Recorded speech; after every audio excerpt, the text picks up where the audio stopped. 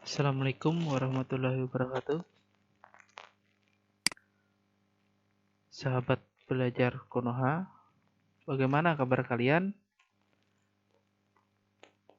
Anak-anak Bapak kelas 6 UPTD SD Negeri 2 Nusa Indah, sehat semua kan? Alhamdulillah. Mudah-mudahan vaksin COVID-19 ini segera ditemukan agar kita bisa melaksanakan proses belajar dalam kelas serta bertemu dengan kawan-kawan semua. Sebelum kita mulai pelajarannya, kita baca doa dulu. Bismillahirrahmanirrahim. Baiklah, Bapak lanjutkan. Yang pertama yaitu kita akan belajar tema 1, selamatkan makhluk hidup. Subtema 1, pembelajaran 1.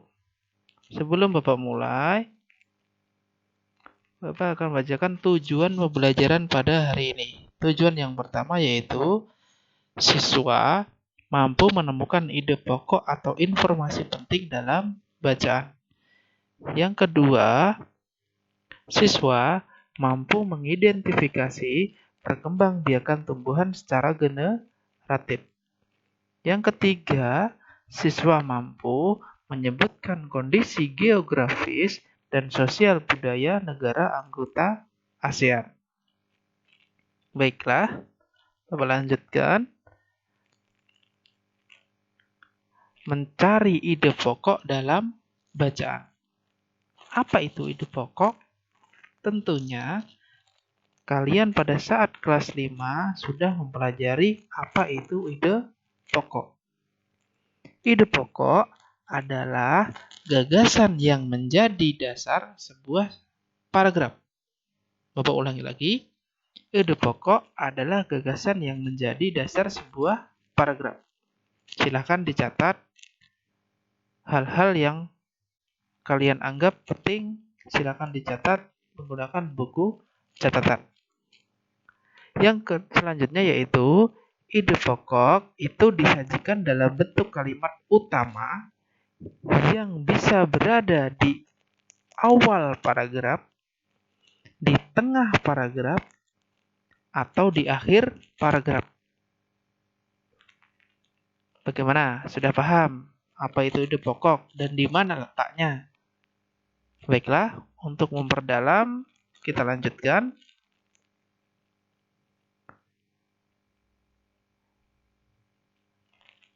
Nah, di sini ada sebuah paragraf. Bagaimana caranya? Ingat. Bagaimana cara menentukan ide pokok? Ingat. Ide pokok itu biasanya ada di awal, tengah, dan di akhir paragraf. Tapi, kebanyakan ide pokok itu ada di awal paragraf atau di akhir paragraf. Langkah kedua yaitu baca dari awal sampai akhir paragraf. Mari kita baca. Jagung merupakan salah satu tanaman yang dijadikan bahan makanan pokok di berbagai tempat, juga di Indonesia. Contohnya, penduduk Pulau Madura menjadikan jagung sebagai makanan pokoknya. Jagung merupakan salah satu tanaman penghasil karbohidrat yang sangat diperlukan oleh tubuh. Bagaimana? Sudah menemukan di mana ide pokok paragraf ini? Nah, sekarang langkah selanjutnya, apa yang dibahas pada paragraf tersebut? Benar, yang dibahas adalah jagung. Kemudian apa lagi? Bahan makanan pokok. Jadi, ide pokok paragraf ini adalah atau berada di awal paragraf. Ide pokoknya adalah jagung merupakan salah satu tanaman yang dijadikan bahan makanan pokok di Indonesia. Bagaimana? Sudah paham? Kita lanjutkan lagi. Ada beberapa contoh. Paragraf. Paragraf yang kedua. Ingat, ide pokok tadi di awal atau di akhir? Silakan baca dulu.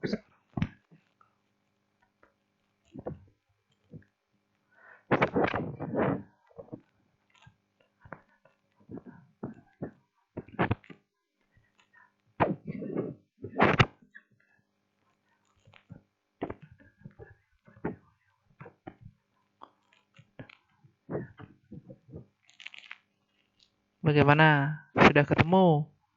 Ide pokoknya ada di mana? Ya, benar.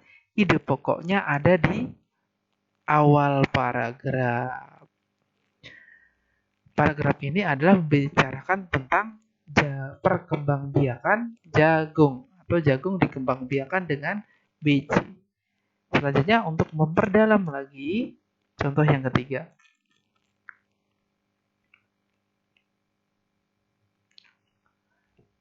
Silahkan dibaca.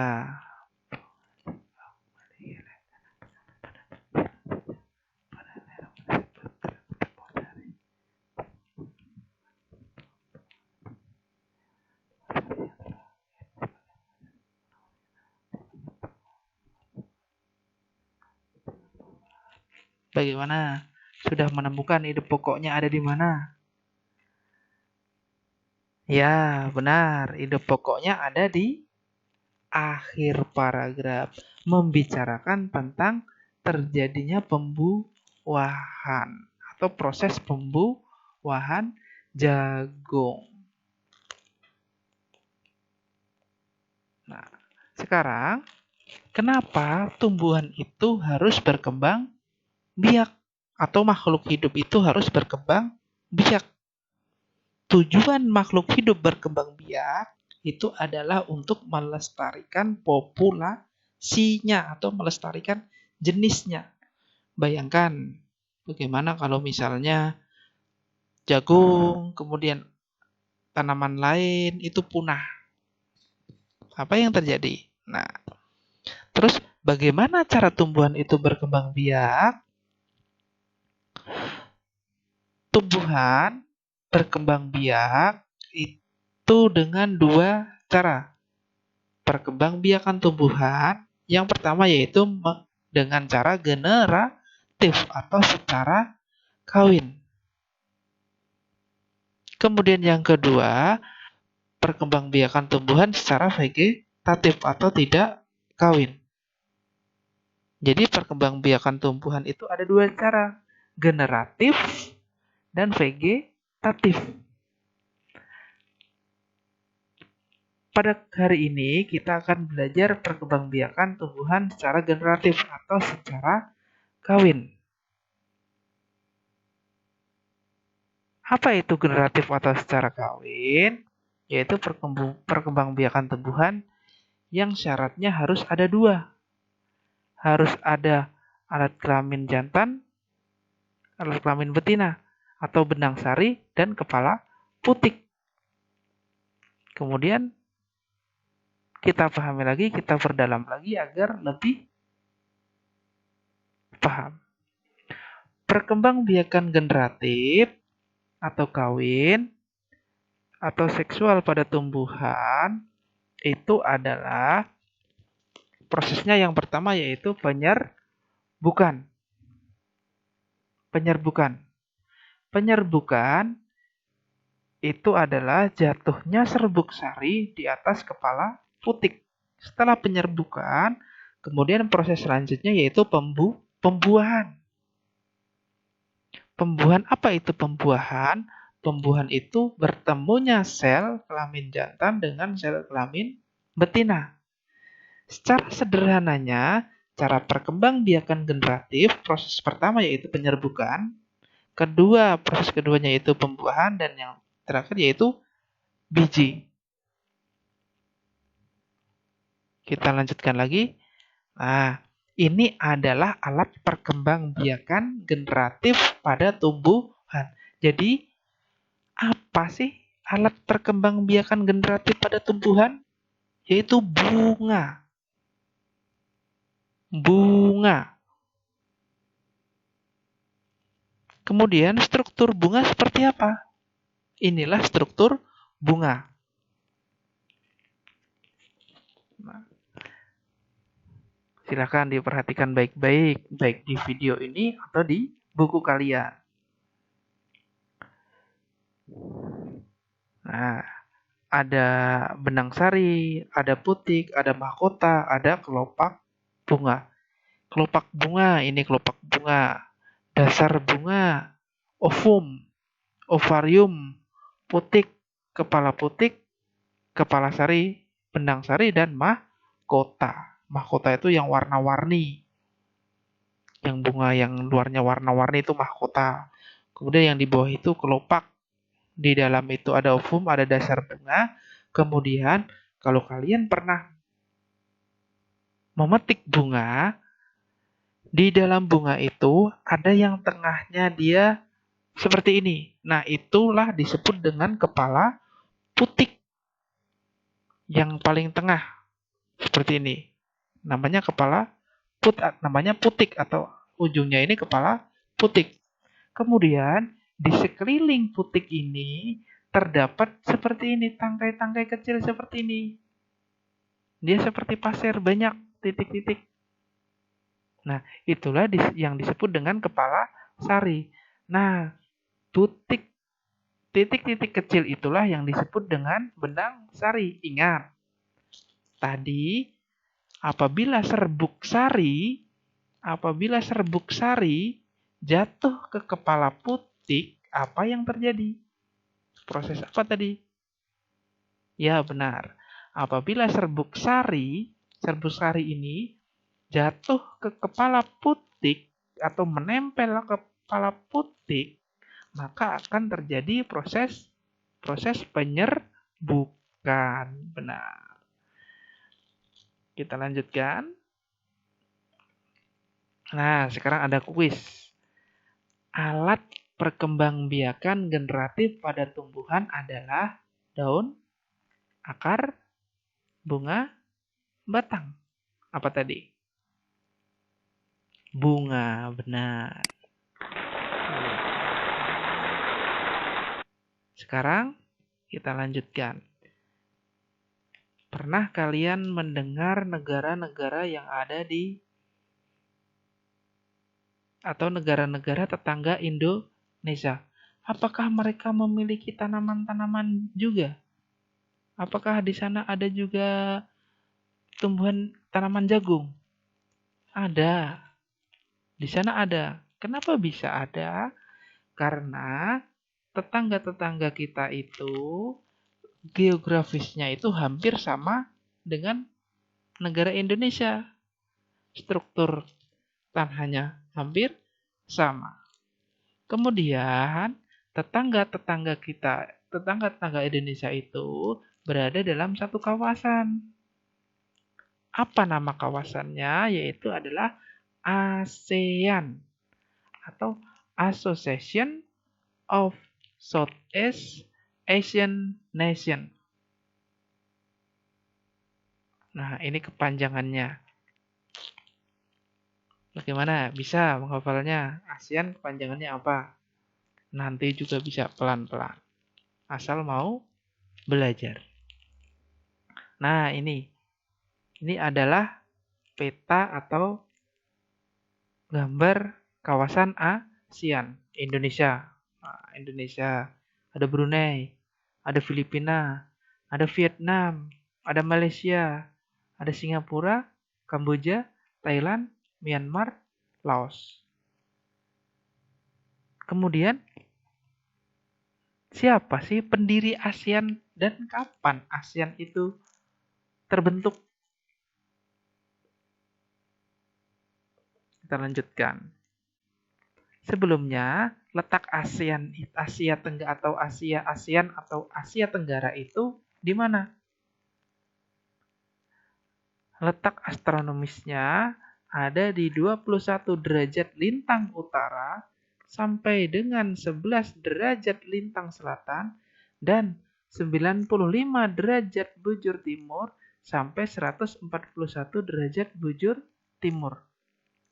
Letak geografisnya di antara benua Asia dan benua Australia serta di antara Samudra Hindia dan Samudra Pasifik. Letak geologis terletak pada daerah pertemuan jalur pegunungan Sirkum-Pasifik dan Sirkum-Mediterania itu adalah letak Asia Tenggara. Selanjutnya batas wilayah ASEAN atau Asia Tenggara. Sebelah utara berbatasan dengan benua Asia dan Samudra Pasifik. Sebelah selatan Samudra Hindia. Sebelah timur, Samudra Pasifik dan Papua Nugini. Sebelah barat, Samudra Hindia, Sri Lanka, dan India. Kemudian, ASEAN itu dibentuk pada tanggal 8 Agustus 1967 di Bangkok, Thailand.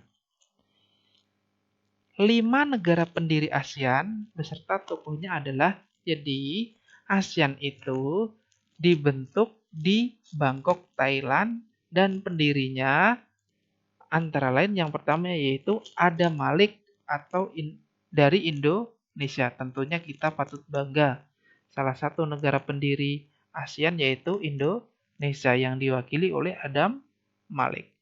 Yang kedua yaitu Tun Abdul Razak dari Malaysia. Yang ketiga, Thanan Koman dari Thailand. Yang keempat, S. Raja Ratnam dari Singapura. Kemudian yang kelima, Narcisco Ramos dari Filipina. Itulah kelima negara beserta tokohnya pendiri ASEAN. Terus, anggota ASEAN yang pertama yaitu Indonesia. Tentunya kalian sudah tahu negara Indonesia, lambang negara Indonesia, bendera negara Indonesia. Ibu kota di mana? Jakarta. Hari kemerdekaan 17 Agustus 1945. Silahkan kalian pelajari di buku paket kalian atau buku pendamping atau buku LKS kalian. Mungkin yang ada di video Bapak kurang lengkap, bisa dicari di buku yang kalian punya. Silahkan kalian pelajari, kalian baca. Selanjutnya, negara yang kedua yaitu Singapura. Kalian pelajari negara Singapura. Kemudian, ibu kota di mana? Hari kemerdekaan, lagu kebangsaan, bahasa resmi, mata uang, agama. Kemudian selanjutnya yaitu Malaysia. Kalian pelajari juga, kalian baca di buku paket kalian atau buku LKS kalian. Ada beberapa negara yang tidak Bapak masukkan ke dalam video. Silakan kalian pelajari sendiri. Mungkin ada perubahan. Terima kasih. Silakan kalian pelajari dan siapkan buku tugasnya untuk evaluasi pada hari ini. Mudah-mudahan kita semua sehat, diberi kesehatan, dan vaksin COVID-19 ini segera ditemukan. Bapak akhiri, salahillah mohon maaf. Wassalamualaikum warahmatullahi wabarakatuh. Sahabat belajar Konoha.